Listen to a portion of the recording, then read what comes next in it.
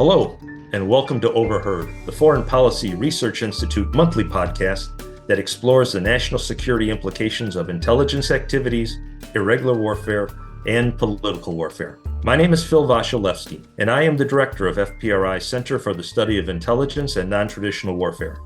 Joining me today will be Dr. Ivana Stradner to discuss Russian political warfare operations in the Balkans and what is the possibility that these activities could lead to renewed warfare in the region 30 years after the Dayton Accords of 1995 stopped some of the most horrific fighting in Europe until the Russian invasions of Ukraine. Now, regular listeners of Overheard know that we alternate discussions between intelligence activities, irregular warfare, and political warfare. Our last podcast discussed how intelligence supports American policymakers deal with threats from abroad. And today we're going to discuss a possible threat looming on the horizon, what is causing it, and what may be done about it. Before we talk to our guest, Dr. Stradner, here's just a little bit of background on today's topic. In the early 1990s, the end of communism led to the breakup of two multinational states on the Eurasian continent, the Soviet Union and Yugoslavia. Yugoslavia was a conglomeration of various southern Slavic peoples. Actually, the name Yugoslavia is, in Serbo-Croatian, means Southern Slavs or South Slavs. Though the peoples who made up Yugoslavia included Slovenes, Croats, Serbs, Bosnian, Montenegrins, Macedonians, and Kosovars, belonging to either the Catholic, Orthodox, or Muslim faiths, despite Yugoslavia's nominally communist nature. Most of these ethnic groups wanted independence once the centripetal force of communism ended. However, the Serbian majority wanted to keep Yugoslavia as a whole, or at least keep all Serbian areas together into one state. This led to a series of horrific wars that killed over 140,000 people in the 1990s and left over 4 million people as refugees or displaced persons. The last war in the Western Balkans was NATO's intervention in Kosovo in 1999 to stop Serbian ethnic cleansing of the Kosovar population. Since then, peace, uneasy at times, but still peace, has existed. But past wounds in the region, some of them from the 20th century and some from the 14th century, are not healed, and old grievances continue to cause new flare-ups of hostility between different ethnic groups. It is here where Russian political warfare operations come into play. These operations are meant to exacerbate already existing grievances and ethnic or confessional cleavages in the Balkans and within Balkan societies. Political warfare, as regular Overheard listeners know, is the overt or covert employment of elements of national power, including cyber, economic, financial, informational, paramilitary, and political statecraft tools short of declared war to achieve political goals. It is these efforts that Russia brings to the table in the Balkans to destabilize the region. Why they are doing this today and what they hope to achieve is the subject of a recent article written by Dr. Ivana Stradner for FPRI and currently posted on our website at fpri.org. Dr. Stradner was born in Belgrade of Serbian parents, and she serves as a research fellow with the Foundation for the Defense of Democracy's Barish Center for Media Integrity. And she studies Russia's security strategies and military doctrines to understand how Russia uses information operations for strategic communication. Her work examines both the psychological and technical aspects of Russian information security. Dr. Stradner also serves as a special correspondent for the Kyiv Post. Before joining the Foundation for the Defense of Democracy, she worked as a visiting scholar at Harvard and has been published in academic journals and has written for the Washington Post, New York Post, Foreign Affairs, Politico, the National Review, just to name a few. Ivana, welcome to Overheard. Thank you very much for inviting me. It's a pleasure to talk to you about this important topic. Well, thank you for being on our podcast today. Your article on the FPR website is titled, "Will Russian Political Warfare Operations Fuel the Next Balkans War?" Can you give us a quick review of the political situation in the Balkans today and why Russian misinformation, paramilitary operations, and subversive activities could help renew fighting in the region? So, indeed, my colleague Philip and I, we wrote this article trying to warn the West about potential escalations in the region. And actually, it also depends how you define wars. So, according to Russia's military strategy, they understand wars in a little bit different way from our military here. They talk about a new generation war. Some call it even a hybrid war. So, if that's how you define wars, well, there is already a hybrid war happening in the Western Balkans. We saw what happened to Russia's military with the latest Ukraine drone operation that caused a serious military and strategic problems for Putin. And right now, there are negotiations that the USA is also being involved to stop Russia's war in Ukraine. And since 2022, Putin has been looking for new opportunities to challenge the West and to put away the attention from Ukraine.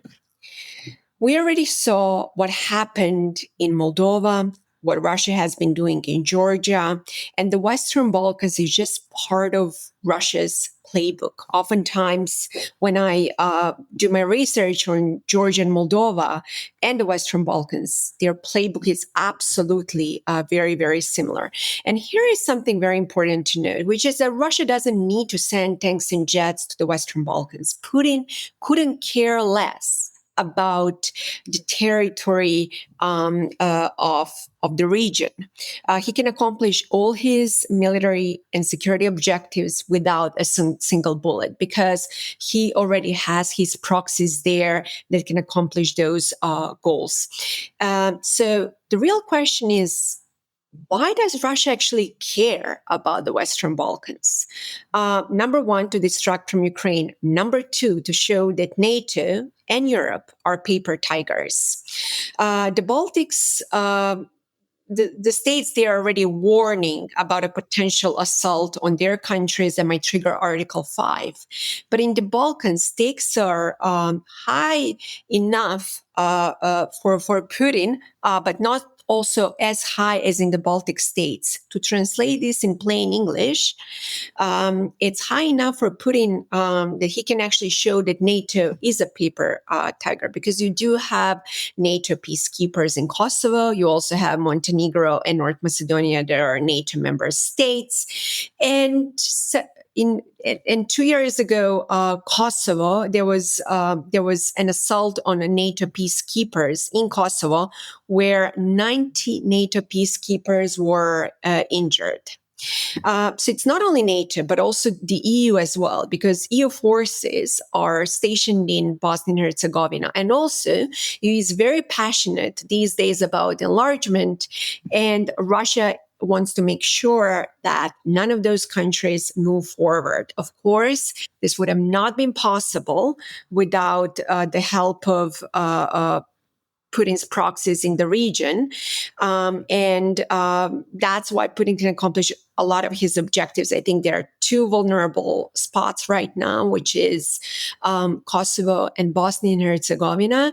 So basically, to conclude, the Balkans might be far from Moscow, but the hybrid warfare operates quite successful over there. In Bosnia, as you mentioned, the war really isn't over. The Dayton Accords kind of separated the country into two entities: a Republika Srpska and a confederation of Bosnian Muslims and Bosnian Croats. And to make things even more confusing, there are actually three presidencies within Bosnia: one for a Bosnian Muslim, one for a Bosnian Serb, and one for a Bosnian Croat. So how, with this already existing, division within society in Bosnia, how are Russian political warfare operations exacerbating current political and ethnic tensions there in Bosnia, but elsewhere. And how does Moscow do this? What's their playbook? Who are their agents? Phil, you're absolutely right, because during the introduction, you emphasized existing grievances in the region. And Russia understands very, very well ethnic, religious, and other tensions that exist in the region. So, for example, you mentioned the history of the 20th century, but also the 14th century that plays a very important role for Serbia, especially 1389, that Russia loves to exploit a lot. But it's not only that. Russia understands very well the mentality of people. They understand culture, they understand religion, and Russia has been using a lot of different tools. Number one, let's briefly talk about Russian influence operations. Since Russia's full-scale invasion, it has become quite popular to talk about Russian activities in Eastern and Central Europe, but also during the elections in 2016 in the US. But actually, in the Western Balkans, Russia has been doing influence operations much, much longer, but unfortunately, many in the West didn't pay attention to it. So, for example, right now, the situation is such that you have Russian media such as RT and Sputnik that are operating there. And I know that a lot of my colleagues might say, who cares about RT and Sputnik because they get like 3 likes on social media. Of course, I'm exaggerating, but it doesn't matter, because the way that RT and Sputnik are operating, they're providing, to put a quotation mark, journalist work that would then be picked up by local media, and such disinformation campaigns would be spread in the information space. I follow very closely Telegram channels, and every time when I open my Telegram channel, I see more and more channels in the Western Balkans growing, specifically those linked to Russia. So that's something really to pay attention to, because they're doing a lot of damage. One other thing that I've realized, because Russia has actually adapted its influence operations, so it's not only in some hodgepodge on social media, they're actually operating and collaborating with a lot of social media influencers, especially among the youth. But let me give you a very interesting poll, which is that IRI made a report, and they actually show that 49% think that Russia is completely or somewhat justified for what it had done, what it has been doing in Ukraine. And there are numerous influence operations related to biological weapons, claiming how the West has been extracting the Slavic DNA. I can go on and on. So the real question is really, how is that even happening? How is that even possible to happen? Well, precisely because of influence operations. There is more. There is that report by IRI basically shows that only 3% of Serbs support full membership to NATO. And in Serbia, also 46% of Serbs believe that Russia is a main ally, according to that report.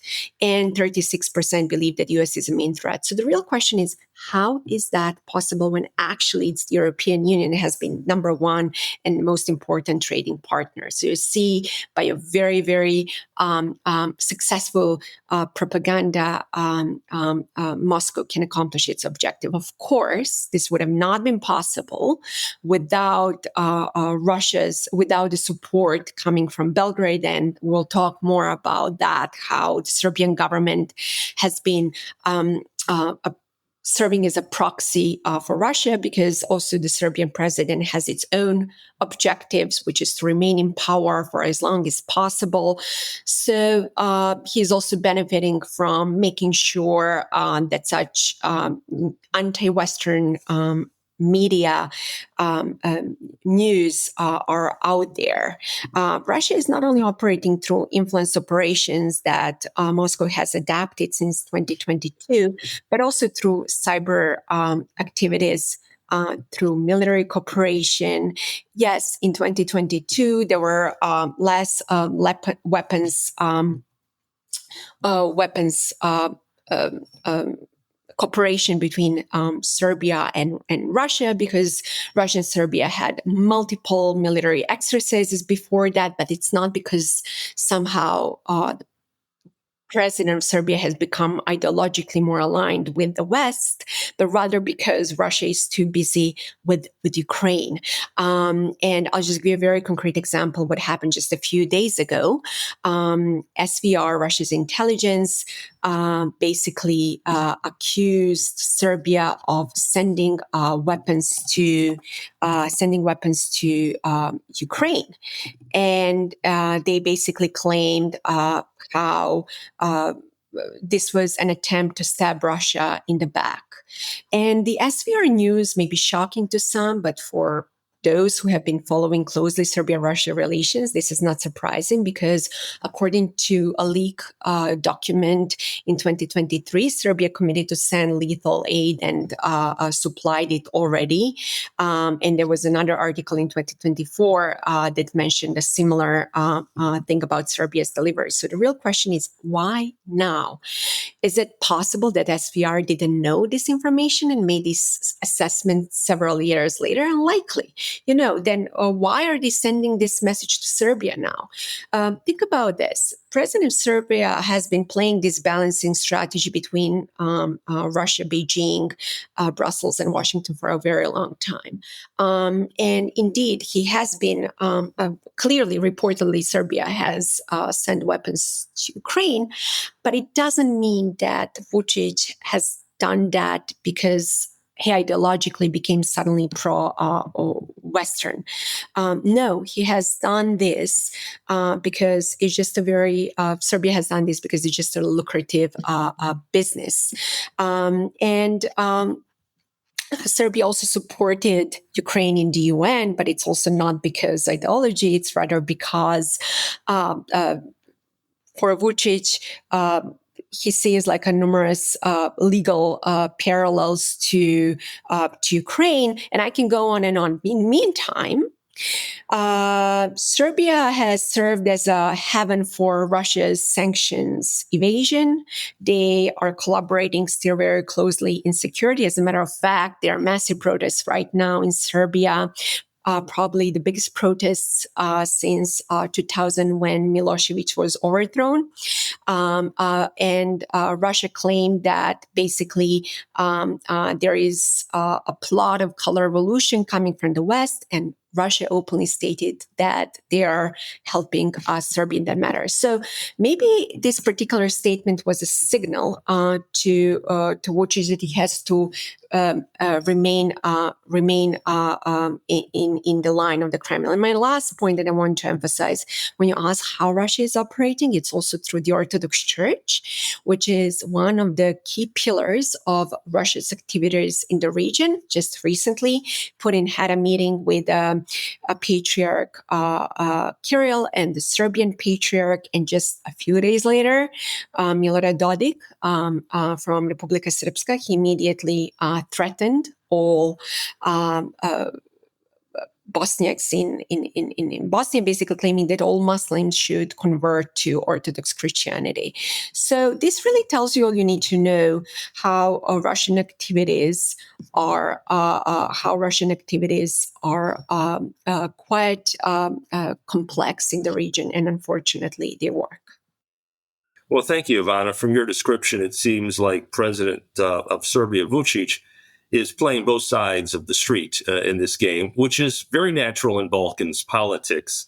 But also for our listeners, I mentioned the 14th century, and Ivana just mentioned the year 1389 as some of the background to this. What she was referring to was the 1389 Battle of Kosovo Field, in which the Serbian kingdom was defeated by the Ottoman Turks, beginning the Ottoman occupation of the Balkans. And this is a pivotal part in their history that in 1989, celebrating the anniversary of that defeat, then President Milosevic, the head of Serbia, before Yugoslavia had even begun to disintegrate, gathered his supporters in that very field in Kosovo where the battle had taken place and gave a rousing nationalist speech telling his supporters that the Serbs will never be defeated again. And many believe that this set the stage for the beginning of the Balkan Wars that began just 2 years later. Well, if we fast forward into this century, president of the Serbian Republic Srpska, as it said in Bosnia, Milorad Dodik, is now making similar nationalist claims to his own population there. And that is to secede from Bosnia, to join Serbia. And this is one of the tensions that we've been talking about in that Russian political warfare operations, such as RTN and others, have been exacerbating. So what I'd like to ask now for our guest, Dr. Stradner, is what do you think are the chances of fighting breaking out again in the Balkans, either in Bosnia or possibly, in northern Kosovo? And, what do you estimate is the most likely scenario for this to happen?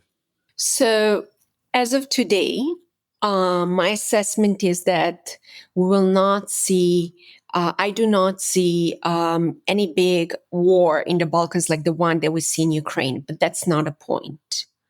The point is that Russia, with the help of its proxies in the region, is operating with a plausible deniability through all you really need to see there is little green man and to claim plausible deniability, which is exactly what happened in Kosovo just in 2023 and 2024 with numerous escalations. So that's number one thing.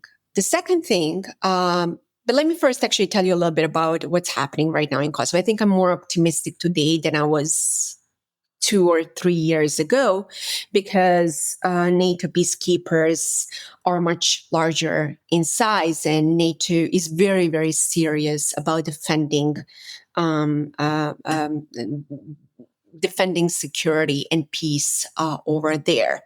I'm much more concerned about Bosnia and Herzegovina because Dodik has been threatening with the secession, and some claim that this is that his secessionist threats are empty threats.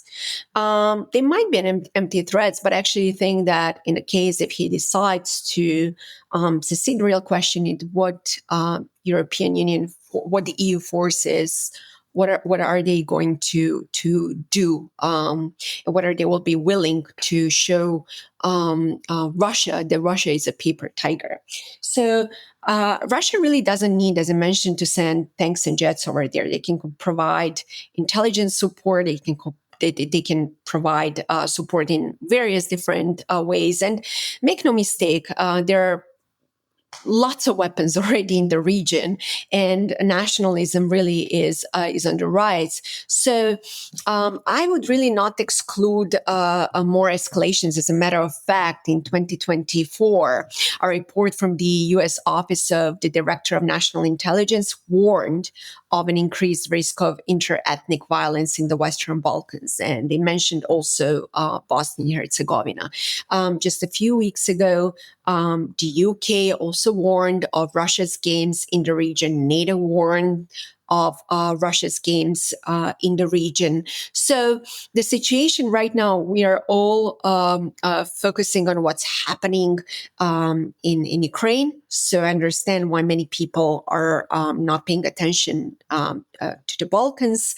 But the situation there is slowly heating up. The good news is also that given that the UK government, but also the US last year and NATO have warned of potential escalations, I'm quite certain that they understand very, very well what's going on there. But one thing is to admire the problem, something else is to fix it. And I'm afraid that many people nowadays, many policymakers are afraid to take certain precautionary measures out of fear of potential escalations, which is exactly what Putin and Vucic want. In the meantime, as I mentioned, Vucic is operating as Putin's proxy, but he also has his own objectives. So he is the one who loves to escalate and then to de-escalate and then to position himself as a pillar of stability to blackmail the West. I know that you are very much familiar with Yugoslavia and what was happening in the 90s. So it's a very interesting reminder to see exactly what Milosevic was doing, how he actually built the far-right groups and then completely destroyed the opposition to position himself somewhere in the center, which is exactly what Vucic has been doing as well. Ivana, based on, my years there in that part of the world, right after Dayton, I'm not so much concerned about renewed fighting like we had in the 1990s. There it was conventional war. You had Serbian forces, to a lesser extent Croat, Bosnian Muslim forces, with heavy artillery, tanks, infantry, that were fighting real war. Anyone who remembers the siege of Sarajevo, the bombardment there, knows what that looked like. However, what we could have now is, as you mentioned, is fighting by paramilitary forces. Basically, if the Republic of Srpska was to attempt to secede, it could lead to a wave of guerrilla warfare and terrorism against EU peacekeepers who are stationed in Bosnia still, government officials, political leaders, even average citizens, turning Bosnia in the heart of the Balkans into a conflict similar to what we had in Northern Ireland between 1969 and 1999.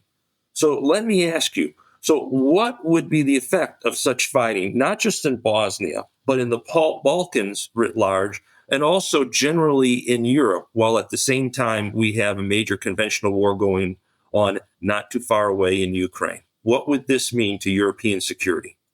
You are absolutely right that we might not see over there a conventional war, but that's exactly not a point how Putin is operating. Plausible deniability is Putin's favorite game. And I do believe that something like Little Green Men or paramilitary group can actually show that the EU and NATO are paper tigers. So let me just give you a very concrete scenario.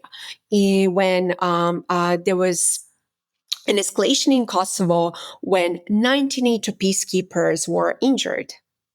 Russia and Serbia, they were testing NATO. What did NATO do? Nothing. They issued one pathetic tweet on social media claiming how they're gravely concerned or whatever. Right now in Bosnia and Herzegovina, you have EU forces that are not powerful enough. The size of the EU force doesn't matter. What's important really is their will to respond. And I see that they are making the same mistake they did, with Russia in the past, where they fear, any escalation. So the role of paramilitary groups or Little Green Men, however you want to call it, that's how they're operating. So now, what does it mean for the EU and NATO? It means a lot, because if Putin wants to rewrite the global order, there are several pillars of stability in Europe. Two of them are definitely NATO and the EU. And as I mentioned, some of the countries in the Western Balkans are already NATO member states. Some of them are aspiring EU members. So what a great opportunity for Putin to show that the West is a paper tiger. And that's what I've been claiming for quite some time, that stakes in the Balkans are high. However, the EU has an opportunity to show that Putin and the Kremlin are actually paper tigers. So all it really requires is to put Russia on the defensive. So they spend time, energy, and resources defending themselves. Ideally, to send, maybe NATO can send hybrid warfare teams to help with hybrid warfare activities, to impose more sanctions, and to send a very clear signal that Belgrade and Moscow cannot distract and disturb peace in Europe. Thank you, Ivana. And that's a good summary of what it means there in Europe and the European Union and things that can be done. But I'm going to ask you a question. This is probably going to be our final question here. That I've asked other guests that we've had on this podcast from Georgia and Moldova, who've described Russian political warfare against their homelands. And I'd like to ask you the same about the Balkans. How do these actions that you've been describing today threaten American national security or possibly harm it? Why should the average American care about what the Russians are doing in the Balkans? How could that affect the average American, especially if it led to a renewal of fighting in Bosnia, Kosovo, or someplace else? So, number one, let's not forget that NATO has invested tremendous resources in the Balkans. This year marks the 30th anniversary of Dayton, and Russia is trying to dismantle that agreement. And if things escalate in the region, why should the U.S. actually care, right? So number one thing is we have NATO peacekeepers over there, and the U.S. is very much involved in that. So that's number one thing. Second thing, Russia, according to our intelligence, Russia is a serious threat that jeopardizes our national security. So the way that Russia has been also operating is to make sure to distract our resources across the global south and elsewhere. So maybe it's really time to turn the script and to use also the Western Balkans to show that Russia is a paper tiger. Because let's also not forget that back in the 90s, Europe was so weak in terms of the will that they let chaos to escalate in the region for several years until the U.S. decided to intervene. And let's not forget, it was right after the end of the Cold War, and the U.S. was, we were in a unipolar world where the U.S. was the superpower. Today's situation is very, very different. So as China and Russia are using the Western Balkans for a global power competition, maybe also the U.S. should also use the region for a global power competition and to protect its own security objectives there. Because, make no mistake, if things escalate in Bosnia and Herzegovina or in Kosovo, that might actually spill over in other countries that are already NATO member states, and that might actually trigger Article 5. And the last thing that we want is to put boots on the ground or to spend more time and energy defending our strategic interests in Europe when we already have to spend our time, energy, and resources protecting ourselves from direct activities, where Russia is doing in Europe, but also China. I can go on and on. So this is definitely in our national security interest, where stakes are not that high, but high enough really to show that Russia is a paper tiger.